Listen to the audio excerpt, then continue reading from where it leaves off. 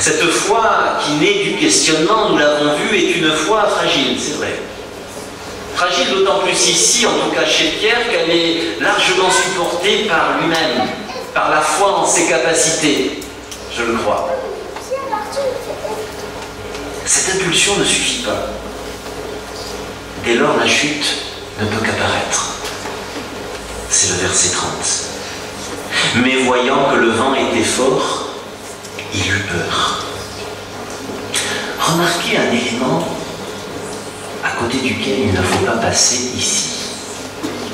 La chute n'est pas brutale.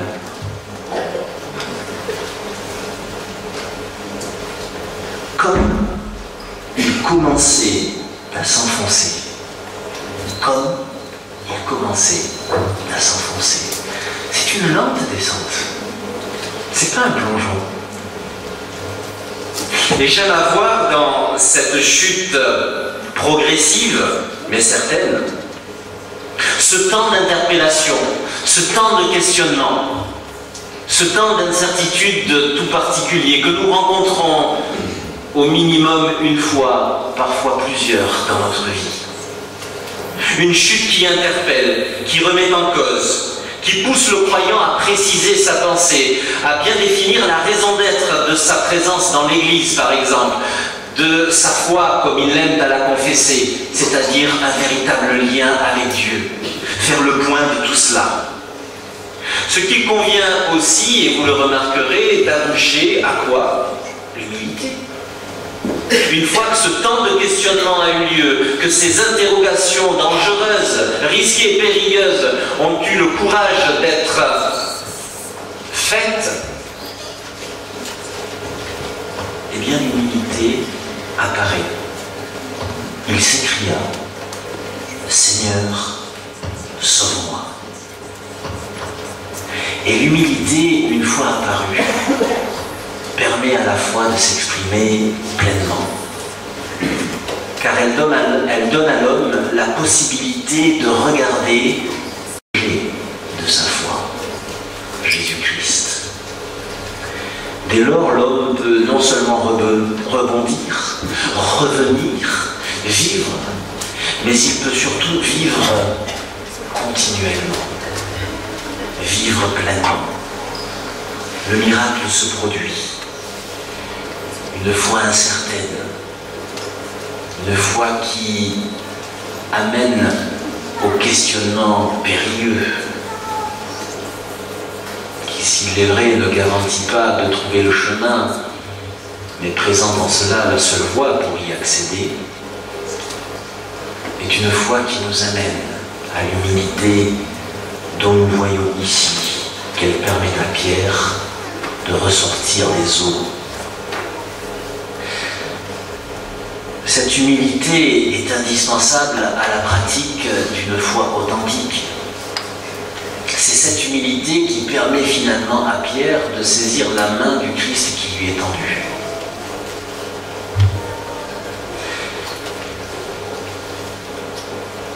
Ceci réclame maintenant toute notre attention.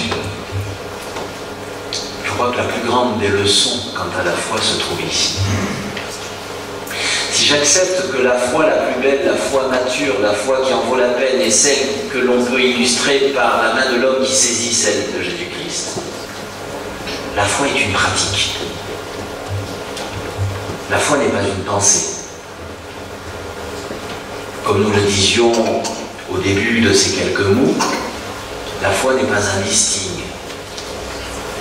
de ce qu'il convient d'intégrer dans nos doctrines et de ce qu'il convient dans la pratique de faire ou de ne pas faire.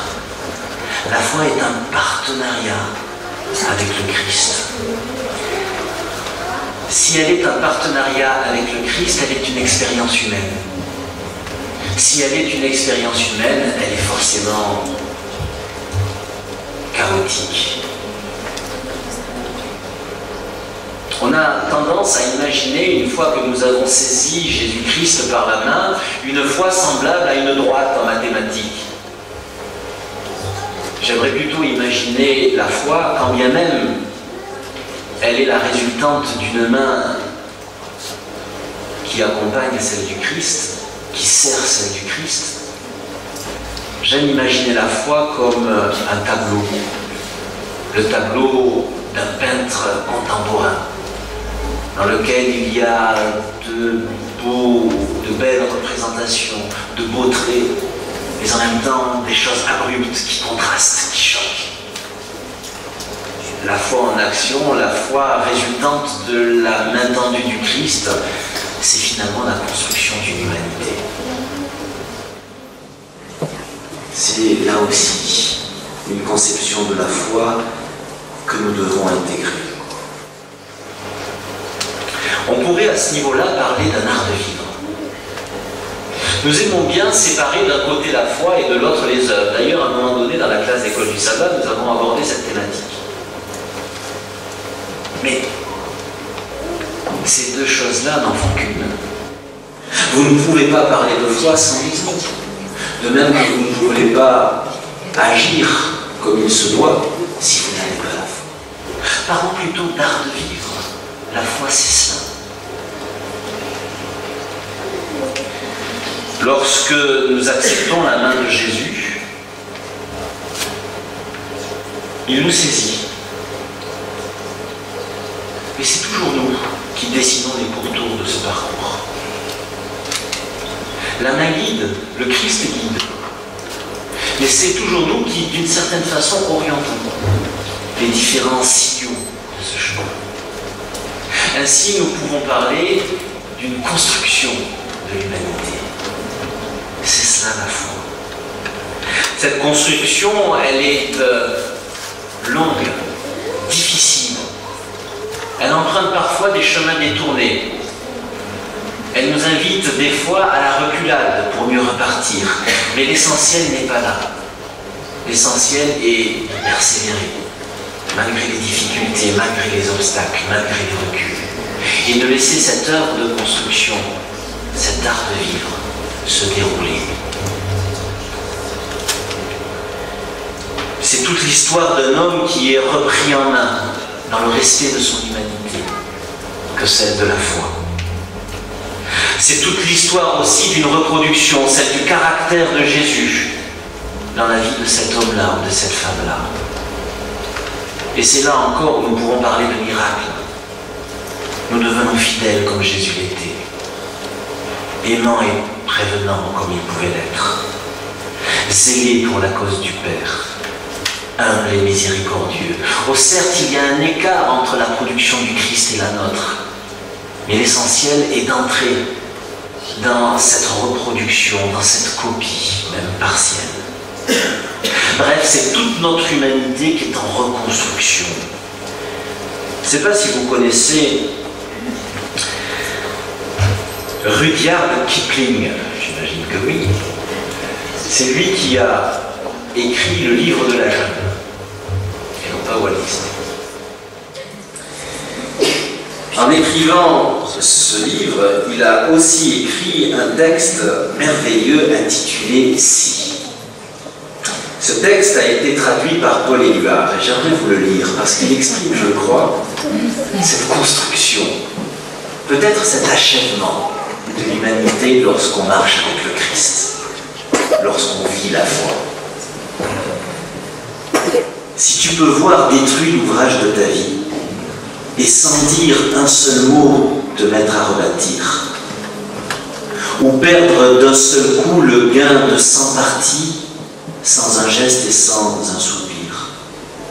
Si tu peux être aimant sans être fou d'amour, si tu peux être fort sans cesser d'être tendre, en te sentant haï sans haïr à ton tour, pourtant lutter et te défendre, si tu peux supporter d'entendre tes paroles travesties par des gueux pour exciter des sots, et d'entendre mentir sur toi leur bouche folle, sans mentir toi-même d'un seul mot, si tu peux rester digne en étant populaire, si tu peux rester peuple en conseillant les rois, et si tu peux aimer tous tes amis en frères sans qu'aucun d'eux soit tout pour toi, si tu sais méditer, observer et connaître, sans jamais devenir sceptique ou destructeur, rêver mais sans laisser le rêve être ton maître, penser sans n'être qu'un penseur, si tu peux être dur sans jamais être en rage, si tu peux être brave et jamais imprudent, si tu sais être bon,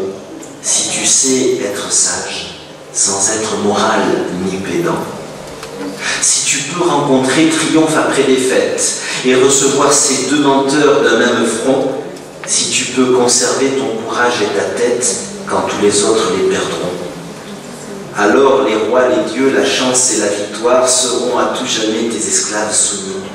Et ce qui vaut bien mieux que les rois et la gloire, tu seras un homme, mon fils. Je serais tenté de dire que la foi, c'est cette construction-là. Et seul Dieu